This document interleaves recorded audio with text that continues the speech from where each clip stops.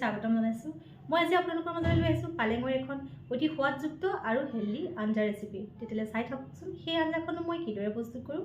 পালেঙৰ আঞ্জাখন প্ৰস্তুত কৰিবৰ কাৰণে মই কেইটামান ডিম এই ধৰণে বইল কৰি লৈছোঁ, এটা আলু বইল কৰি লৈছোঁ, কেইফুটামান আদা নহৰু লৈছোঁ, এটা কেঁচা জলকীয়া কাটি লৈছোঁ আৰু এটা পিঁয়াজ এই ধৰণে কাটি লৈছোঁ। যিহেতু মই আঞ্জাখন পালেঙৰ দ্বাৰাই প্ৰস্তুত কৰিম সেইবাবে মই এমুঠি ফ্ৰেছ পালেং পৰিষ্কাৰকৈ ধুই ৰাখিছোঁ। এতিয়া এই পালেংখিনি মই এটা মিক্সি জাৰত পেষ্ট বনাই ল'ম। গেছৰ চুলাটো জ্বলাই এখন কেৰাহী পাতি দিছোঁ। কেৰাহীখন গৰম হয় ইয়াতে মই জোখমতে মিঠাতেল লৈছোঁ। মিঠাতেলটো গৰম হৈ গ'ল। এতিয়া মই ইয়াতে বইল কৰি ৰখা ডিমকেইটা ভাজি ল'ম। এতিয়া মই ডিমকেইটা দুইটা চাইডে ৰঙচুৱা পৰিয়ালৈকে 2 মিনিট সময় ভালদৰে ভাজি ল'ম। দুইটা চাইডে ৰঙচুৱা কৰাকৈ ভজা হৈ গ'ল। মই এতিয়া এটা পাত্ৰত উঠি ৰাখোঁ। কেৰাহীখনত যিহেতু জোখমতে তেল আছে আৰু তেল দিয়াৰ প্ৰয়োজন নাই, ইয়াতে মই 2টা শুকান জলকীয়া দিছোঁ। তাৰপিছত মই মিহিকৈ কাটি থোৱা আদা আৰু নহৰুখিনি দি দিছোঁ। এই আদা আৰু নহৰু কেঁচা গোন্ধ যোৱালৈকে মই অকণমান সময় ভাজি ল'ম। আদা আৰু নহৰু কেঁচা গোন্ধ গ'ল। এতিয়া ইয়াতে মই কাটি ৰখা পিঁয়াজটো এড কৰি দিম। এতিয়া পিঁয়াজটো মই কম জুইত কিছু সময় ভাজি ল'ম। যেতিয়ালৈকে পিঁয়াজৰ কালাৰটো কিছু পৰিমাণে সলনি নহয় তেতিয়ালৈকে ভাজি ল'ম। মোৰ পিঁয়াজখিনি ৰঙচুৱা কৰাকৈ ভজা হৈ গ'ল। ইয়াতে এতিয়া মই বইল কৰি ৰখা আলুটো দি কিছু সময় ভাজি ল'ম। নিমখ আৰু হালধি মই ইয়াতে একেলগে দি দিছোঁ।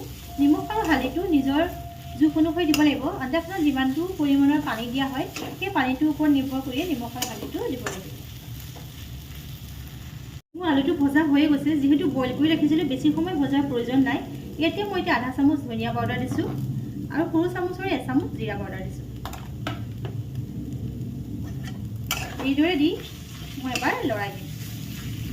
তাৰপাছত মই পেষ্ট বনাই থোৱা পালেংটো ইয়াতে এড কৰি দিম। পালেঙৰ মিশ্ৰণটো দি দিম।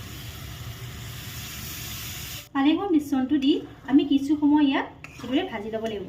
যিহেতু পালেংটো কেঁচাইকৈ পেষ্ট বনাই ৰাখিছিলোঁ, গতিকে ইয়াত যদি এতিয়াই পানী এড কৰি দিয়া হয় আঞ্জাখন খাবলৈ সোৱাদ নহ'ব। পালেঙৰ কেঁচা ভাৱটো যোৱালৈকে কিছু সময় এইদৰে ভাজি ল'ব লাগিব।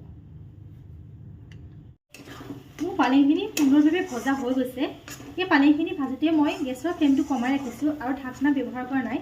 ঢাকনা ব্যৱহাৰ কৰিলে পালেঙৰ যিটো সেউজীয়া কালাৰ সেইটো নষ্ট হৈ যায়। গতিকে ইয়াতে মই এতিয়া জোখমতে পানী ব্যৱহাৰ কৰিম। পানীটোতে মই গৰম পানী ব্যৱহাৰ কৰিছোঁ। জোখমতে পানী দি এইখিনি মই এতিয়া 4 পৰা 5 মিনিট সময় উতল অহালৈকে ৰ'ব লাগিব। ইয়াক উতল আহিবৰ বাবে দিম, কিন্তু মই ইয়াত এতিয়াও ঢাকনা ব্যৱহাৰ নকৰোঁ। এতিয়া গেছৰ ফ্লেমটো বঢ়াই দি মই কিছু সময় উতলিব দিম।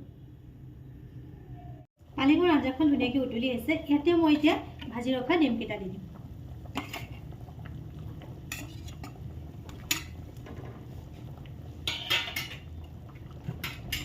আৰু এটা কেঁচা জলকীয়া দিম আৰু ধনিয়া কাটি পেলাই এইদৰে দি দিম।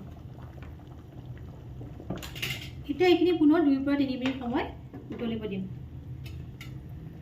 মই সৰু চামুচৰে 1 চামুচ জালুকৰ গুড়া দিছোঁ।